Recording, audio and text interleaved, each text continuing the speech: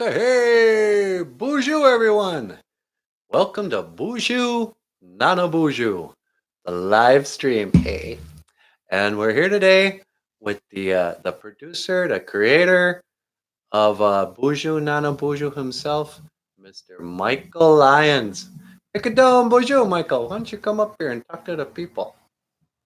Thanks, Nana Boozhoo. Yeah, you're welcome. Hello, everyone.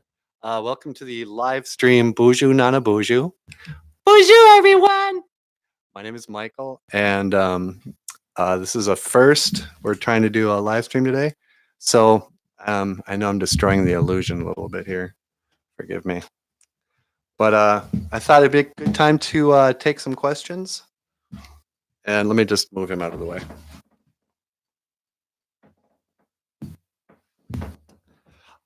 For anybody who's stumbled onto this channel, who is new to the Boozhoo Nana Boozhoo show, it's a puppet podcast that teaches the Ojibwe language. And it has a small following here on YouTube and a slightly larger following on Facebook. My name is Michael Lyons. I am from northern Minnesota. I live in a town called Bemidji. And if you have any questions, I'd be happy to talk about what goes on around here. Let's see.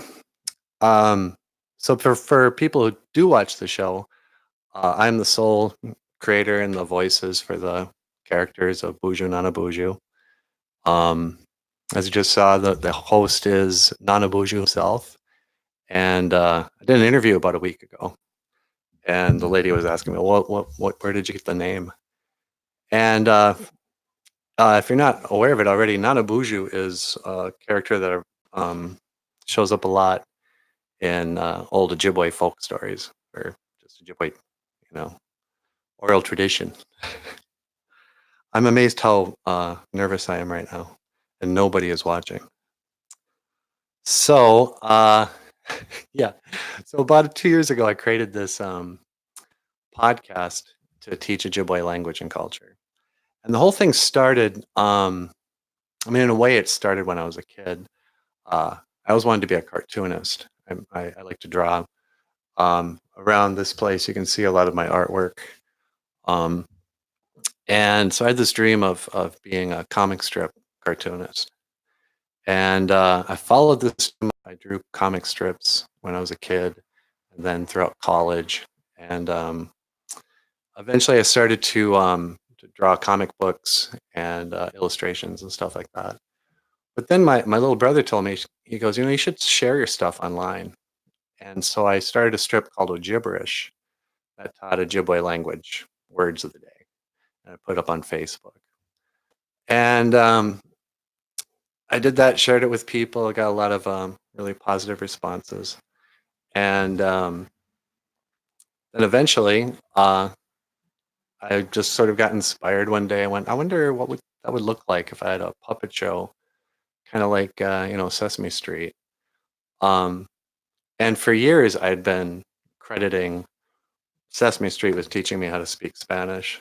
And I don't speak Spanish, but like I can count to 10 because of Sesame Street. And so it made sense in a way to bring the puppets together with teaching a language. And another bonus about the show is that my backup plan as a kid, if the comic strip dream didn't work out, I thought, well, if that doesn't work, I know it's a long shot. I can always be a rock star, be a rock and roll star. And so I learned how to play the guitar and write songs and sing, and I've been in a number of bands. And over the years, I'd recorded a few times with different friends. And I had these recordings lying around and was doing nothing with, really. And when the podcast started, I thought, well, you know what? I can use some of these in the show. And after a while, I just started making music videos with Nana Boozhoo and Natasha being the characters in the music videos. And I got a lot of fun out of that. So I started sharing that on YouTube and Facebook. And people have been very nice about my music. Um, and in a weird way too, I almost feel like I'm meant to do this in this way. Um, just last week, I was in a conference in Red Lake. My cousin Linda is connected with tribal governments and the Minnesota state government stuff. They had this conference about intertribal relations or something. And there was a lot of talk about boarding schools. And she asked me if I'd go up and sing my song about boarding schools. I wrote a song about my grandfather going to boarding school and running away from boarding school, actually, called Home. And went up there, and she had been playing Nana Boozhoo videos the day before in some of her breakout sessions.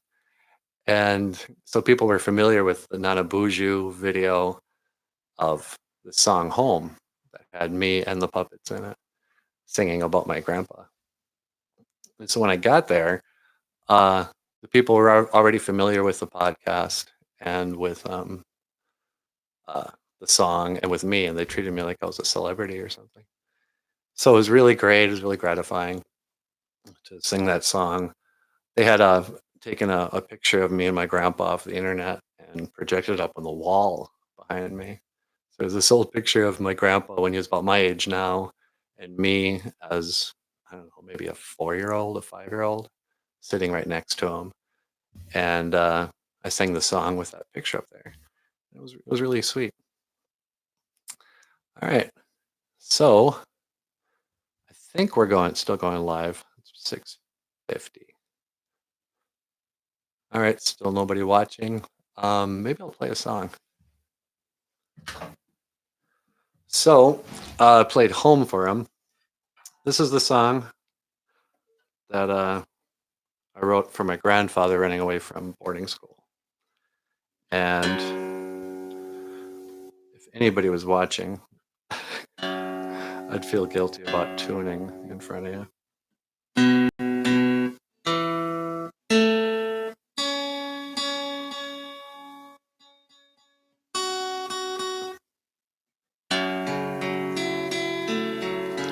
So my grandpa went to the Flandreau Indian boarding school. And if you knew anything about boarding schools, you know they were set up to teach native kids how to speak English, how to behave in a different way than where they came from. And my grandpa didn't like it. So he ran away 3 times by sneaking out at night with his brother Ray and going down to the train tracks and jumping on them to try to get back home to Bena, Minnesota. And 3 times the cops caught him and brought him back. And the day he actually ran away for good, he told me the story. He said he was sitting in class and he saw a whippoorwill. And he goes, I think that whippoorwill's got the right idea. So I closed my book and I stood up and I walked out. The teacher says, where do you think you're going? I said, I'm going home. And nobody stopped him. He just walked out, jumped on the train, rode it back. Jumped off the train. It's like an 8-hour drive by car. So jumped out and walked to his dad's house, and Dad was raking, and he goes, where'd you come from? I said, where do you think? I was born in 1913 in the storm of 1913. But then at boarding school, I was nobody's fool. Down at Flandreau, I grew madder every day. That's why I had to run away. 'Cause this is no way to live. And I wanna go home.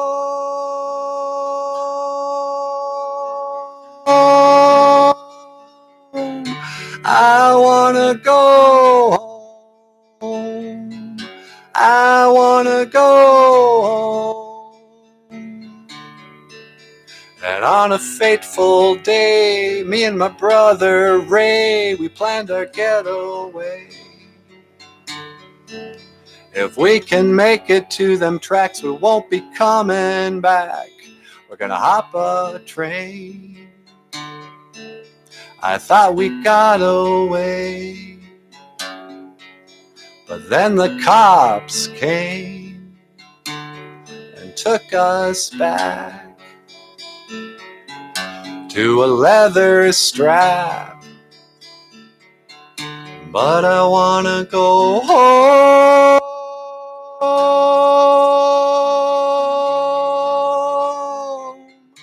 I wanna go home. I wanna go home. I wanna go.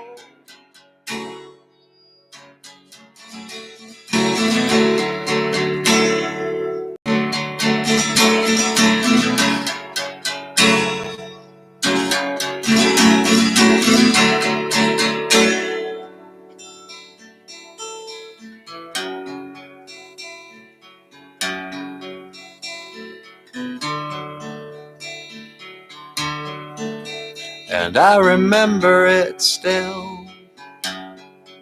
I saw a whippoorwill out on my windowsill. How could I sit still? So I got right up and I walked right out. The teacher said to me, "Where do you think you're going?" Boy, I said, "I'm going home."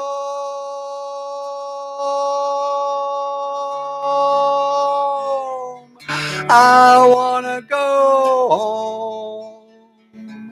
I wanna go home. Niwikiwe. Niwikiwe. Niwikiwe.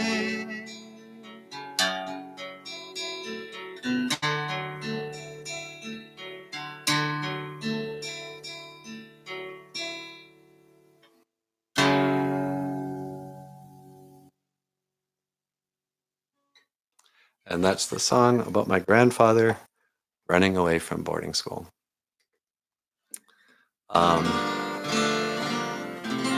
End stream. I wonder if that means we're not recording anymore. Oh no, that's a button to end the stream. So anyway, for anybody coming in, no one's come in yet. My name is Michael Lyons. I'm the creator of the Boozhoo Nana Boozhoo podcast. Let's see, what can I tell you? I'm also a big Kiss fan. You'll see my Creatures of the Night era wall hanging over here. And I've thought about doing a podcast just about Kiss. I have a lot of opinions on Kiss, of course, as any real Kiss fan does. And if we had some Kiss viewers, I'd pose a question. So, so Boozhoo Nana Boozhoo is a podcast about Ojibwe language and culture. It also means that we tell stories, me and the puppets, tell stories, Ojibwe language, or Ojibwe stories, Nana Boozhoo stories. But we always wait till after the snow is on the ground. That is the traditional way. Sometimes people ask me, or I'll start telling a story before it snows, and traditional people will be like, "Hey, don't do that. You're supposed to wait till after the snow covers the ground." And a lot of people think it's like a big taboo, like something bad's going to happen if you tell a story of how Beaver's tail got flat. But then an actual elder told me once, it goes, "Oh yeah, you should save those stories because back in the days of the grandfathers, we used to spend a lot of time inside the lodge because winters are so harsh in Minnesota. So you don't want to waste all your good stories when it's nice outside, when you should be going swimming or fishing or something. Um, but yeah, so I live in Bemidji, Minnesota, which is in the sort of northern central part of the state. Um, I was born in Minneapolis and then quickly moved north. And I spent most of my childhood in a town called LaPorte, Minnesota, which is population, I think, is 111, maybe 114, depending on, you know, how many people died. And if you're from the 80s, if you're about my age, you might remember those old John Cougar Mellencamp songs, and the videos are always the same. They'd show like a dusty one horse town, some kid, kick rocks, and there's that single uh, traffic stop, and those of us from LaPorte would be like, what do you suppose it'd be like if you had a traffic light in your town? uh, Wouldn't it be awesome if we were from a town that was big enough to have a traffic light? So yeah, I graduated with a class of about 18, I think. And, like a lot of teenagers, I thought my school was terrible at the time. And now that I'm middle age and have worked in schools, I see my school experience as being awesome. It was a small school that offered every sport, theater, music, band. Um, it was a small, staff of teachers who were there for many years. Like many of the teachers were there when I was a kindergartner and were still there by the time I graduated. Some retired and whatever. But so I had adults who were dedicated to their profession. We had a tiny little, we played 9-man football because we didn't even have enough people in our town to play proper 11-man football. And so we had 9-man football, and the coach took it totally seriously. And, you know, it was the 80s, and so we weren't coddled like so many young people are today. And so, yeah, being in football or basketball or baseball in the 80s was kind of like being in the military, where, you'd have like drill sergeant type coaches screaming at you. But it was a good time. And I also had a lot of experience in speech and theater, which served me well over the years.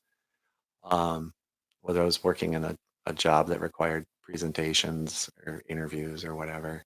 And then finally, again, with this podcast, um, I realized I can do accents and voices, and uh, to even conceive of this is because I had, even in my tiny town where you think there's no opportunities, um, I was in plays and played in music groups, and I even did stand up when I think I was 16 years old. I did stand up routine.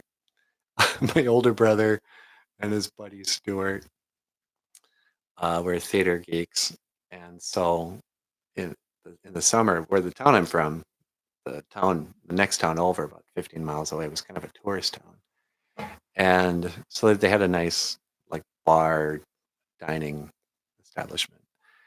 And my brother and his buddy worked out a summer theater thing, dinner theater sort of. Uh, and what it was that you'd buy your dinner at this bar, and then we'd set up a show that included, stand up comedy, original music, live music performances, short skits. We even did a cutting from a Shakespeare play, I think Midsummer's Night's Dream, that's what it's called. And uh, we called it Pyramus and Thisbe. It was just the short cutting, but really pretty classy for a little town in northern Minnesota called Walker, where people came up to fish and whatever. So all those experiences, and also small towns get a bad rap for being intolerant. You know, in the 80s, I went to a town where most of the people didn't go to college. There was a lot of farmers, loggers, the people who just, working class. But I was kind of a weird kid. I like to, dress up like a rock star and put eyeliner on and do whatever, pierce my ear. Um, and really, for the most part, I wasn't hassled. Um, you know, Small towns in northern Minnesota really are kind of live and let live. Um, so yeah, small town where, you know, uh, I'm not sure where you're watching this from right now, but the Midwest in northern Minnesota is about as far away from Hollywood and New York as you can get and still be part of the United States. And as I get older, I find that to be, good. Because of the internet and stuff, we're aware of everything that's going on, but it's not really here. Like I remember in the 80s, we always got movies way later than everybody else. Um, like the first time I saw The Breakfast Club, like in 1985, uh, it came out, I think, in like Christmas time. By the by the end of the following summer, I saw it in the drive-in theater because not only do like the movies get to us later, and fashion would definitely get to us later. Uh, we still had like a drive-in theater. Um, Everything progressed, but a little slower than what you saw reflected on TV. So people sometimes ask me, what was your high school like? I said, if you ever saw the movie Dazed and Confused, that's sort of what LaPorte felt like when I was a seventh grader and eighth grader. And Dazed and Confused is set in the 70s, and it would have been the early 80s that I was in junior high. And but it felt like that because, like everything, small towns, we were still in, bell-bottom jeans and hippie clothes when it was no longer cool anymore. Um, so there was a lot of, especially if you're in sports, um, hazing when you were uh, a boy in a small town in, Minnesota. Um, in recent years, they've gotten rid of bullying in every way, and of course, it's good in some way. But it was almost like a rite of passage to survive being a junior high kid. I remember it was just eventually one of us would get hit. It was like prison or something where you just knew that eventually the guys would find your cell. But they had this ritual of giving Snuggies on the bus to the freshmen. So, uh, in LaPorte football, some of the schools we played would have been, a 2-hour drive away and on a bus, 3 hours sometimes. Or in northern Minnesota, our towns are really spread out all, so it's not like we can just go to the other part of town and play a team. There's a lot of travel involved. And so this uh, teams we'd always play would be like, I think it was called Big Fork. I'm not even sure how far away it is, even to this day. It's a long bus ride. And on the way up, the adults, the coach was there, the assistant coach was there, the bus driver was there. They somehow turned a blind eye, like the prison guards, to, the upperclassmen would be in the back of the bus. And eventually they'd find their way up to the front of the bus where the seventh graders were. I remember when it happened to me, I'm just sitting there minding my own business, even though I'd already seen two or three of my friends get grabbed and pulled in the back, screaming and kicking, and then return with what was left of their underwear. And eventually it happened to me where, uh, I mean, I'm sure why there weren't people sitting there, but a big guy comes up and sits in the seat in front of me. One sits in the seat across the aisle on the other side, and one right next to me. And the guy in front of me turns. I think his name was Doug. I think it was Doug. I know who you know who you are. Not Doug Raddick. He was in my grade. I don't know. He's upperclassman. And he just smiles like this fiendish smile, and then just, jumps on me. All three of them, and they grab me, pick me up, drag me. Don't even drag because I'm off the ground. And I just go limp. I'm not going to fight this. I don't even think I screamed. I just took my punishment. They get you in the back, and they grab the back of your underwear, and they pull it up, and then if it's called some schools call them wedgies. We call them snuggies for some reason. Pull it up until the underwear ripped. If your underwear was really stretchy, some of the kids, or if they were short, maybe they could pull it way up and then like pull it right over their head. Mine, I was lucky; they just ripped it out. I don't know if I was wearing old underwear or what, but it ripped pretty easy, and then it just threw me back, and I was done. So it was pretty painless. Um, Ruined my underwear, but that's the rite of passage for so many of us young men. All right, let's see. Should I play another song?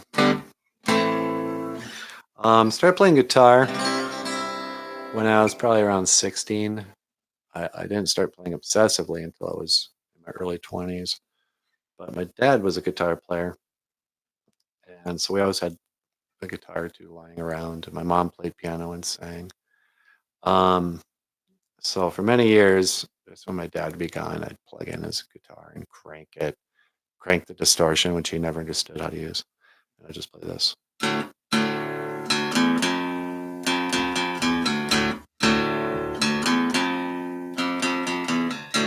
all I knew. Eventually, I learned this.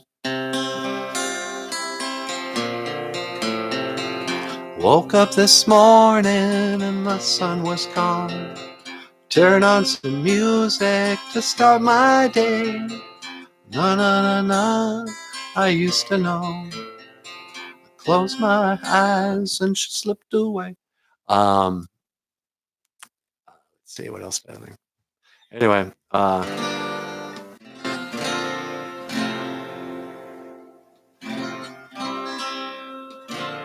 all right, it's been 27 minutes. I'm gonna say goodbye at 30 minutes.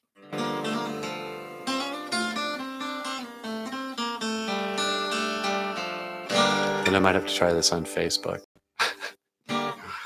Let's see. Okay, here's a Boozhoo Nana Boozhoo song. I don't have my let's see. Looking for my harmonica, it's not here. Oh well.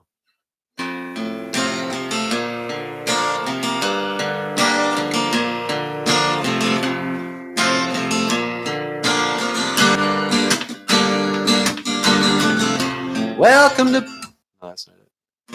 Welcome to Boozhoo Nana Boozhoo, the podcast about Ojibwe language and culture. I'm happy to be here with you today to speak Ojibwe and learn about language and culture.